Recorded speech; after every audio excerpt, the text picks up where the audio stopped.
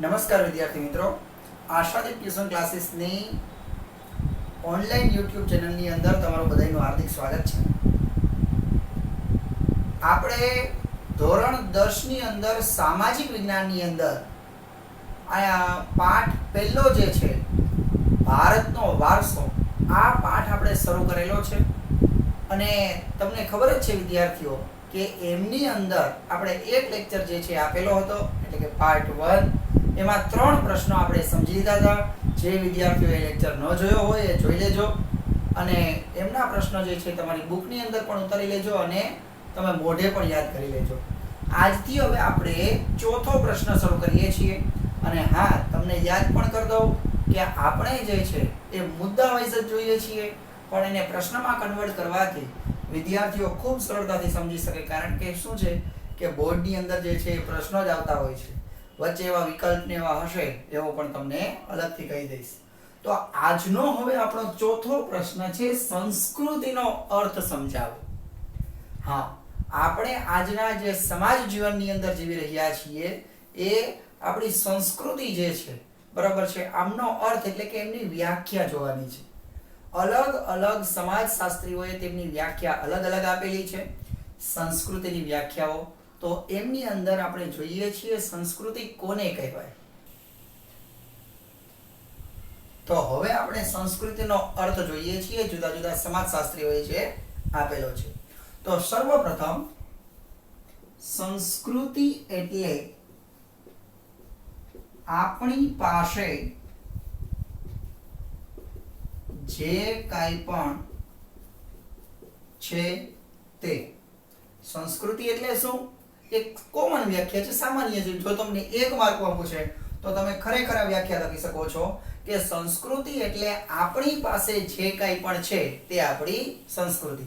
અત્યારે તમે તમારી પાસે જે તમારી માલિકીની વસ્તુ છે, બરાબર છે, તમારું ઘર, તમારી બુક્સ, તમારા પહેરવેશ, હા, તમારી રહેણી કરણી, આ બધી આપણી સંસ્કૃતિ કહેવાય ને. એના હિસાબે જ આપણી છાપ જે છે એ ઊભી થતી હોય છે. એટલે સમજાઈ ગયું વિદ્યાર્થીઓ? સંસ્કૃતિ એટલે આપણી પાસે જે કાંઈ પણ છે તે. બીજી વ્યાખ્યા જોઈએ છીએ, સંસ્કૃતિ એટલે જીવન જીવવાની રીત. સંસ્કૃતિ એટલે જીવન જીવવાની રીત. આપણે જે આપણું જીવન અલગ અલગ પ્રકારે જીવી રહ્યા છીએ, દરેકનું જીવન અલગ અલગ પ્રકારનું હોય છે. આ જે જીવન જીવવાની રીત, હા, જે રીતે આપણે જીવન જીવીએ છીએ એ આપણી સંસ્કૃતિ છે. તમને ખબર છે, આપણે બધા વિદ્યાર્થીઓ સવારે વહેલા સ્કૂલે જવા માટે ઉઠીએ છીએ, આપણી સંસ્કૃતિ છે. રાત્રે જે છે વહેલા સૂઈ જઈએ છીએ. આપણે આપણા માતા પિતાનું, વડીલોનું માન આપીએ છીએ. આ આપણું જીવન જીવવાની રીત, એ આપણી સંસ્કૃતિ કહેવાય છે. આગળ વધીએ. ત્રીજી વ્યાખ્યા, સંસ્કૃતિ એટલે ગુફાથી ઘર સુધીની માનવ જાતની વિકાસ યાત્રા. વિકાસ યાત્રા. હા, ત્રીજી વ્યાખ્યા આપણે અભ્યાસ કરી રહ્યા છીએ. સંસ્કૃતિ એટલે ગુફાથી ઘર સુધીની. તમને ખબર છે, પહેલાનો માનવી એટલે કહેવાય આદિમાનવ, એ ગુફાની અંદર વસવાટ કરતો હતો. અને આજે માણસ જે છે એ પોતાનું ટેનામેન્ટ, પોતાના ઘરની અંદર રહેતો હોય છે. અરે હવે તો તમને ખબર છે, મોટા મોટા સિટીઓમાં તો ગગનચુંબી ઇમારતો પણ બનવા માંડી છે. આ મોટા ઘર સુધીની માનવ જાતની વિકાસ યાત્રા એટલે પેલા ગુફામાં હતો અને ત્યારથી તે ઘર તરફ આવી ગયો છે. તો આ આપણી સંસ્કૃતિ છે કે આપણે એટલા આગળ આવી ગયા છીએ. આગળ વાત કરીએ છીએ. સંસ્કૃતિ એટલે ચોથી વ્યાખ્યા જોઈએ છીએ, માનવ મનનું ખેડાણ. સંસ્કૃતિ એટલે માનવ મનનું ખેડાણ. હવે તમને ખબર છે કે ખરેખર આપણે માણસો એટલે પ્રાણીઓ જ કહેવાય, પણ આપણે બધા સામાજિક પ્રાણી છીએ. સામાજિક એટલે સમાજમાં રહેતા પ્રાણીઓ છીએ. અને એ આપણું મન જે છે વિકાસ પામ્યું છે, એટલે તો અત્યારે આપણે નાના મોટા બધા પ્રાણીઓ, પક્ષીઓ, વૃક્ષ, વનસ્પતિ બધાનું આપણે ધ્યાન રાખીએ છીએ. આવું આપણા માનવની અંદર મન વિકસેલું છે. એ માનવ તરીકેનું જે આપણું મન બન્યું ને, એને સંસ્કૃતિ કહેવાય. એટલે યાદ રાખજો, સંસ્કૃતિ એટલે માનવ મનનું ખેડાણ. ત્યાર પછીની વ્યાખ્યા, છેલ્લી વ્યાખ્યા છે સંસ્કૃતિ એટલે માનવ સમાજની ટેવો, મૂલ્યો, આચાર વિચાર, રહેણી કરણી અને ધાર્મિક પરંપરાઓ નો સરવાળો. છેલ્લી વ્યાખ્યા ખરેખર સમજવા જેવી છે. સંસ્કૃતિ એટલે માનવ સમાજની ટેવો. આપણી જે રોજિંદા જીવનની અંદર ઘણી બધી પ્રકારની અલગ અલગ ટેવો છે એ આપણી સંસ્કૃતિ છે. ઘણીવાર આપણે કહીએ છીએ ને કે ભાઈ આ તો મારી એક ટેવ છે, આવું કામ, આવું કાર્ય કરવાનું, બરાબર છે. વહેલું ઉઠીને સવારે વાંચવાની મારી ટેવ છે, બરાબર છે. 2 સમયનું પૂરતું ભોજન લેવાની ટેવ છે. તો આપણી ટેવ, આ સમાજની ટેવો. મૂલ્ય, મૂલ્ય તમને ખબર છે વિદ્યાર્થીઓ, મૂલ્ય કોને કહેવાય? સત્ય એટલે સાચું બોલવું, અહિંસા, કોઈને પણ હિંસા ન પહોંચાડવી, બરાબર. આ બધા મૂલ્યો છે. એ મૂલ્યો. આચાર વિચાર, વિચાર એટલે વિચાર કરવો અને આચાર એટલે તેને આચરણમાં મૂકવો, એટલે તેને રોજિંદા જીવનમાં એનો ઉપયોગ કરવો. આપણા વિચારનો જે ઉપયોગ કરીએ એને આચાર કહેવાય. એટલે આચાર વિચાર. રહેણી કરણી, આપણે જે રહીએ છીએ, બરાબર છે, આ સમાજની અંદર, એ આપણી રહેણી કરણી જે છે એ, અને આપણી ધાર્મિક પરંપરાઓ, આપણે જે ધર્મમાં માનીએ છીએ, ભલે પછી કોઈ પણ ધર્મ હોય, હિન્દુ, મુસ્લિમ, શીખ, ઈસાઈ, કોઈ પણ ધર્મ હોય, આ ધાર્મિક પરંપરાઓનો સરવાળો, એને પણ શું કહેવાય છે? સંસ્કૃતિ કહેવાય છે. તો વિદ્યાર્થીઓ, આ 4 વ્યાખ્યા છે.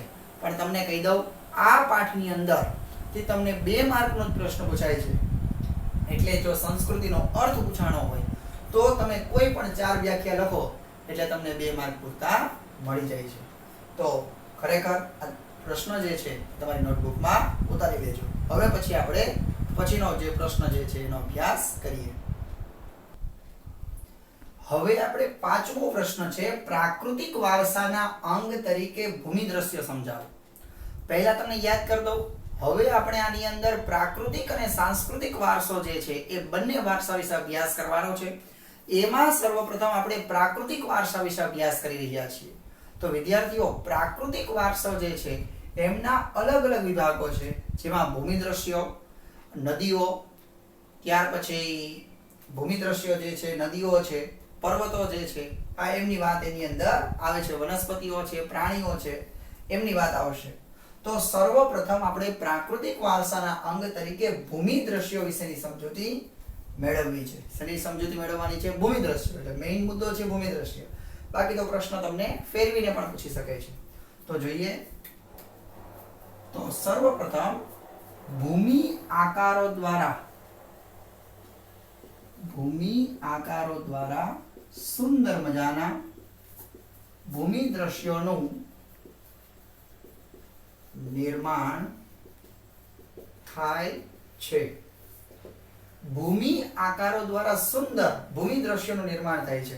વિવિધ પ્રકારના ભૂમિ આકારો હોય, જેમ કે પર્વતો, ઉચ્ચ પ્રદેશો, મેદાનો, ખેણ પ્રદેશો, આ વિવિધ પ્રકારના ભૂમિના આકારો છે. એમના દ્વારા સુંદર મજાના ભૂમિ દ્રશ્યોનું નિર્માણ થતું હોય છે. આવો જ એક ભૂમિ આકાર એ હિમાલય પર્વત છે. હિમાલય પર્વત એક ભૂમિ આકાર છે. વિદ્યાર્થીઓ, આ હિમાલય પર્વત જે છે એક પ્રકારનો ભૂમિ આકાર છે, પર્વત છે, બરાબર છે. તેમાં એટલે કે હિમાલયના સુંદર વૃક્ષો, પશુ પક્ષીઓ, હિમાલયમાં સુંદર મજાના વૃક્ષો, પશુ પક્ષીઓ, તરાઈના જંગલો આવેલા છે. બારે માસ પાણીથી વહેતી નદીઓ,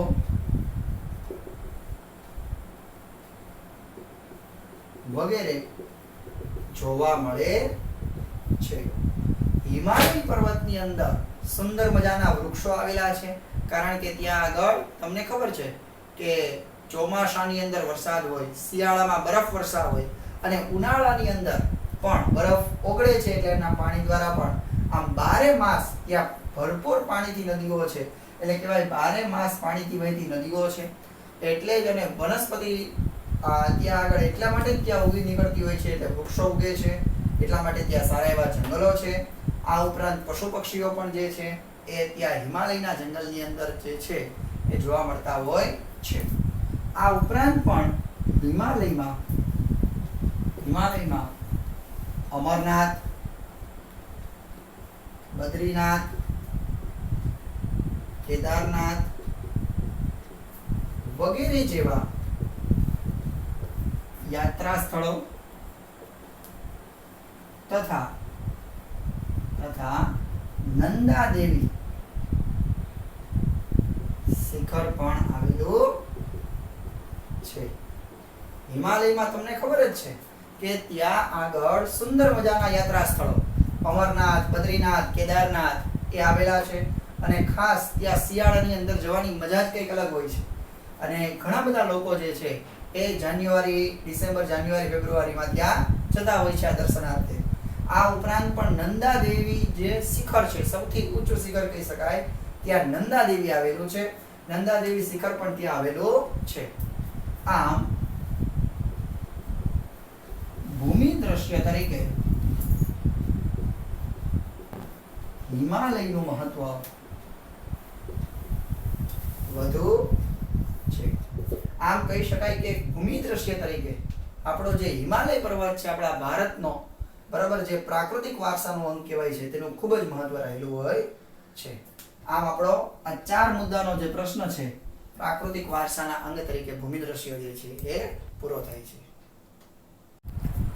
હવે પ્રાકૃતિક વારસાના અંગ તરીકે નદીઓ વિશે આપણે અભ્યાસ કરવાનો છે. પ્રાકૃતિક વારસાનો અંગ તરીકે આપણે ભૂમિ દ્રશ્યો સમજ્યા, હવે આપણે નદીઓ વિશે સમજૂતી મેળવીએ છીએ. પણ આ પ્રશ્ન કંઈક અલગ રીતે પૂછાય છે. નદીઓ અતિ પ્રાચીન કાળથી પવિત્ર લોક માતા રહી છે સમજાવો. આ વિધાન છે અને ખરેખર 2 માર્કમાં તમને ઘણા વિધાનો પણ પૂછી શકે છે. અને વિદ્યાર્થીઓ યાદ કરી દઉં, આ વેરી મોસ્ટ આઈએમપી ક્વેશ્ચન છે, યાદ રાખજો. ખરેખર બોર્ડની અંદર 2005 થી લઈ અને 2020 સુધીની અંદર મિનિમમ 6 થી 7 વખત આ પ્રશ્ન જે છે એ પૂછાઈ ગયેલો છે. એટલે દર 2 વર્ષે એક વખત તો હોય જ. અને હા, આ વર્ષે નહોતો એટલે આવતા વર્ષે 100% એ લોકો મૂકી શકે એમ છે. નદીઓ અતિ પ્રાચીન કાળથી પવિત્ર લોક માતા રહી છે સમજાવો. જોઈએ આમાં નદીનું મહત્વ આપણે સમજાવવાનું છે. તો વાત કરીએ છીએ કે ભારતની પ્રાચીન સંસ્કૃતિ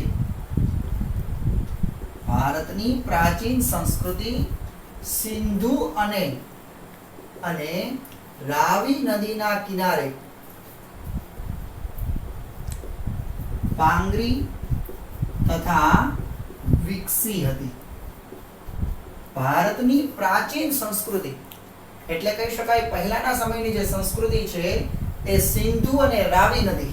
1 માર્કમાં પણ તમને પ્રશ્ન છે કે વિકલ્પ જે પૂછાય છે વિભાગ A ની અંદર, એમાં પણ તમને પૂછી શકાશે કે ભારતની પ્રાચીન સંસ્કૃતિ જે છે એ સિંધુ અને રાવી નદીના કિનારે ઉદ્ભવી, પાંગરી એટલે શું કહી શકાય, ઉદ્ભવી તથા વિકસી હતી.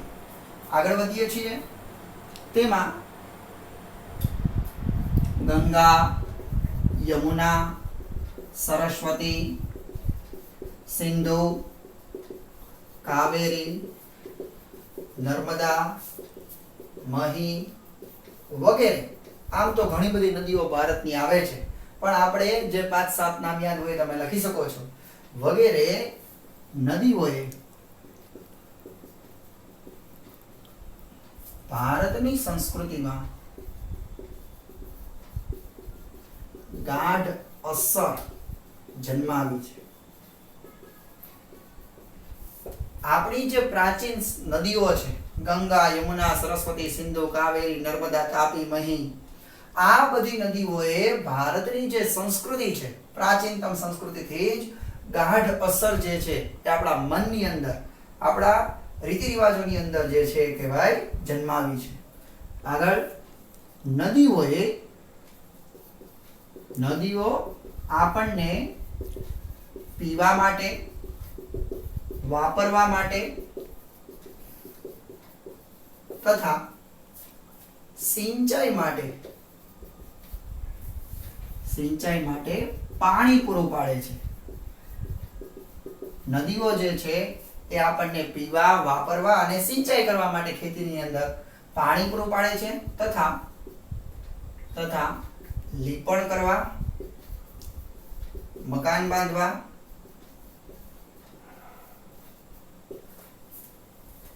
માટે માટી પૂરી પાડે છે.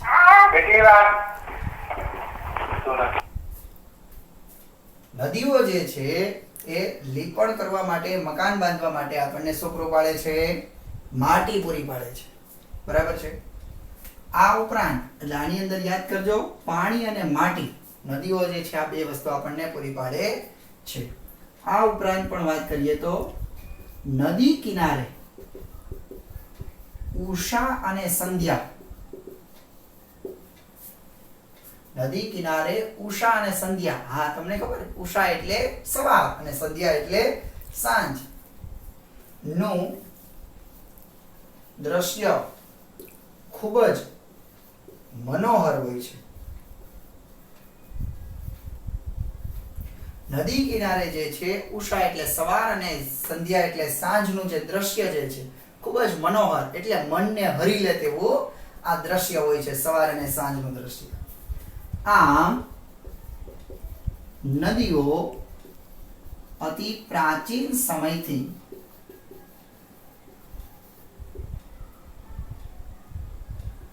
લોકમાતા રહી છે. છેલ્લે વિધાન હોય ને એ વિધાન તમારે ફરજિયાત છેલ્લે લખવું હોય છે, જેથી કરીને તમારો માર્ક જે છે એ પૂરેપૂરા તમને માર્ક્સ મળી શકે. તો ખરેખર આઈએમપી પ્રશ્ન છે, નદીઓ પવિત્ર લોકમાતા રહી છે, સમજાવો. અને 4 મુદ્દાનો પ્રશ્ન છે, યાદ રાખી લેજો. અને ખૂબ આઈએમપી પ્રશ્ન છે, અત્યારે જ મોઢે યાદ રાખીને લખી નાખજો. આપણો 7મો પ્રશ્ન છે, ભારતની પ્રજા અતિ પ્રાચીન સમયથી પર્યાવરણ પ્રેમી રહી છે, સમજાવો. તો વિદ્યાર્થીઓ, પર્યાવરણ પ્રેમી એટલે કહેવાય વૃક્ષ પ્રત્યેનો પ્રેમ. યાદ કરીએ એટલે પહેલો મુદ્દો આપણો એ જ બનશે કે ભારતની પ્રજા અતિ પ્રાચીન સમયથી પર્યાવરણ પ્રેમી રહી છે.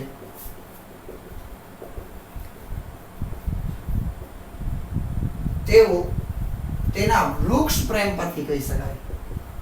તેના વૃક્ષ પ્રેમ પરથી કહી શકાય. ખરેખર આપણો પર્યાવરણ પ્રત્યેનો જે જાગૃતતા જે છે એ વૃક્ષ પ્રેમ જે છે એમ કહી શકાય છે. તમને ખબર જ છે કે 5મી જૂન એટલે કે વિશ્વ પર્યાવરણ દિવસ, તે દિવસે ખરેખર આપણે એક સંકલ્પ રાખીએ છીએ કે ભાઈ આપણે એક વૃક્ષ ઉગાડીએ છીએ. અને તમને ખબર છે અત્યારે જૂન મંથ ચાલુ છે અને ખરેખર વિશ્વ પર્યાવરણ દિવસ એ આપણે 5 જૂન, બરાબર છે, આ એ જ છે. ત્યારે આપણે એક સંકલ્પ લઈ શકીએ કે આપણે પણ પર્યાવરણ પ્રત્યે જાગૃતતા રાખી અને વૃક્ષ પ્રેમ તરફ આગળ વધી શકીએ છીએ. તો ખરેખર આ આપણો વૃક્ષ પ્રત્યેનો પ્રેમ એ આપણો પર્યાવરણ પ્રત્યેનો પ્રેમ કહેવાય. બરાબર છે. હવે આગળ વધીએ છીએ. એટલે આની અંદર વૃક્ષ પ્રત્યેની વાત જે છે, વૃક્ષ પણ યાદ કરો પ્રાકૃતિક વારસાનો અંગ જ કહેવાય કે નહીં. એટલે આપણે આજે વૃક્ષ પ્રત્યેની વાત કરી રહ્યા છીએ. આગળ વાત કરીએ છીએ તો તેમાં પવિત્ર વૃક્ષોની વાત છે. લીમડો, તુલસી, પીપળો, વડલો વગેરે પવિત્ર વૃક્ષો છે. યાદ કરજો, આ બધા પવિત્ર વૃક્ષો કહી શકાય છે. તુલસી, પીપળો, લીમડો વગેરે. આગળ તેમાં પણ આપણે દરરોજ સવારે તુલસીની પૂજા કરીએ છીએ.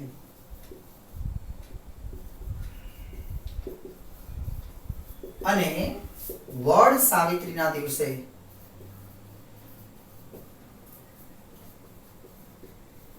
વડલાની પૂજા થાય છે.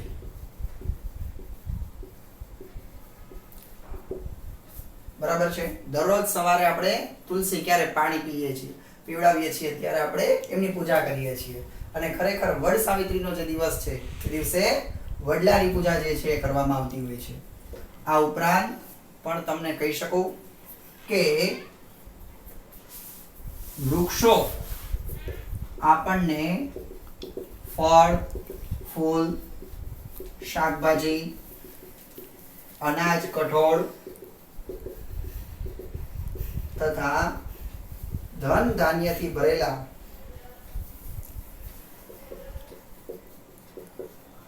ખેતરો આપે છે.